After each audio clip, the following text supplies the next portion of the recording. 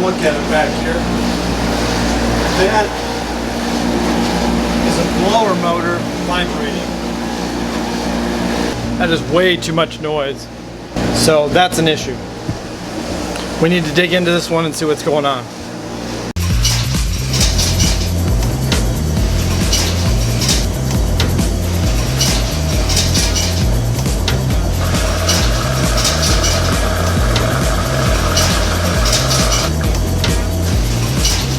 Hear that? That's the sound of money. You wanna know what sound of money is? That's it. Ching, ching, ching, ching, ching. Ching, ching, ching, ching, ching. 12 5/16 screws, little bitty guys. Then you gotta take off the French air sensor. The French air sensor is right there in the back wall. And it's this guy. It is literally right in your way. It also has two 5/16 inch screws, 5/16 hex head screws. They're not very big, but you're going to only be able to get in there with a small socket or extension. So that's a pain in the butt. Newer machines don't have this problem.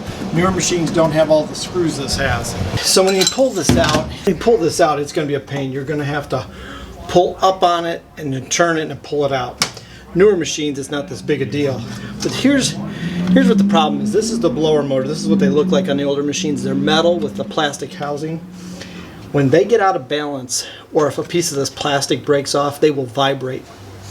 And the reason you got to change this the minute they start vibrating is they will take out the bearings in the motor. So you will go from a simple repair to a motor and this. Now I'm going to show you why this is vibrating. When people use fabric softener, dryer sheets especially, dryer sheets make their clothes soft by the fact they have wax in them.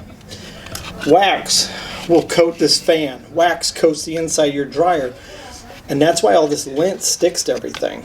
Just this little bit of lint that you're seeing here will actually put this out of balance. And sometimes I've seen dryer sheets stuck in these propellers, and they will throw them out of balance. So you got to make sure these are clean. When you start hearing it vibrate like that, chances are this is dirty. Now I have another one here, so I'm going to plop a newer one in. And I'm just going to take this out. Now I know this is still good. I'll clean it and then have it as a spare. But it speeds me up from having to clean this and then do it. But you can see all the grease. The actual that's caked on. I mean, that's all wax coming out of that dryer. So that's why dryer sheets are great for customers, but bad for your dryers.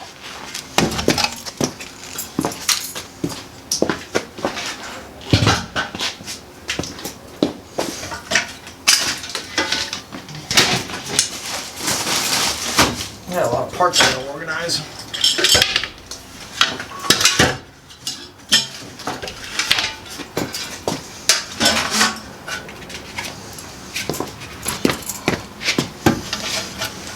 And basically I'll look around inside this hole if there's any lint or any pieces.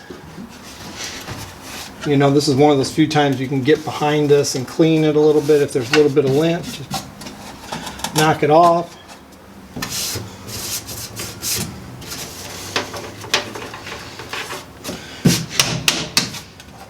There we go.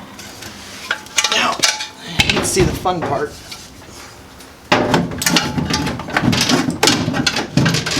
Now there's wires back here that you got to hang on to. Things will get stuck. They'll get stuck under that plate, and that's bad. Now what we're going to do is we're going to test this motor first. You might say, why are we going to test it? You ever hook something up and then later wish you had tested it? Dryer motors are the same way.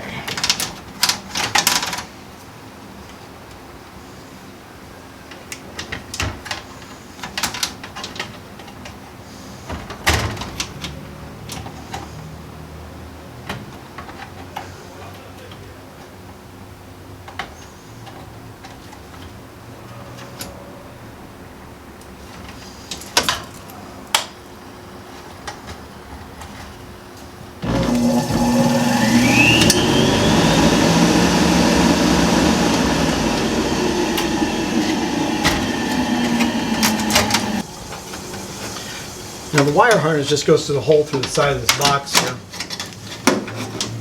And you want to do all this with the power off. Even though this is dead, I still don't like reaching my hands in here. It's got a conduit nut. This blue wire actually is your neutral wire. Then you have a gray wire, which is actually your power wire. Then you have the white and black wire. That is what they call your centrifuge switch.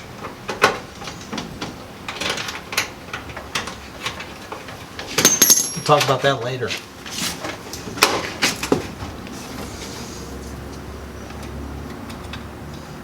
I'll show you where I'm putting these wires at, because I know everybody loves to learn about dryers.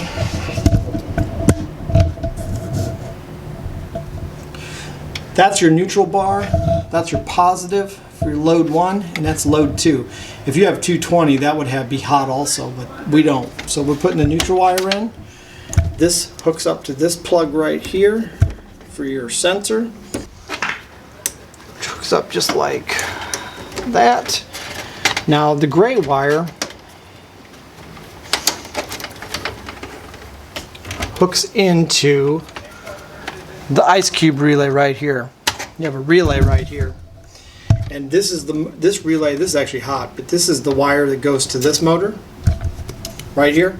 This is the wire that goes to that motor, and this is the power that goes to the ignition board. That's where the power goes there.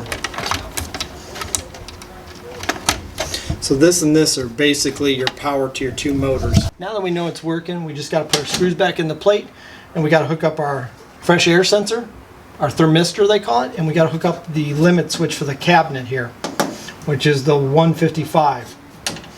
So do that, I'll be right back with you. Well, we got it all hooked up, we got the fresh air sensor in, we got all this hooked back up, those are the other sensors, wires are all in. Fire her up. Door shut. Flame.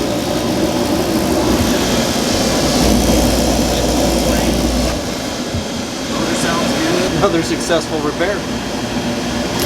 Well, time to go home.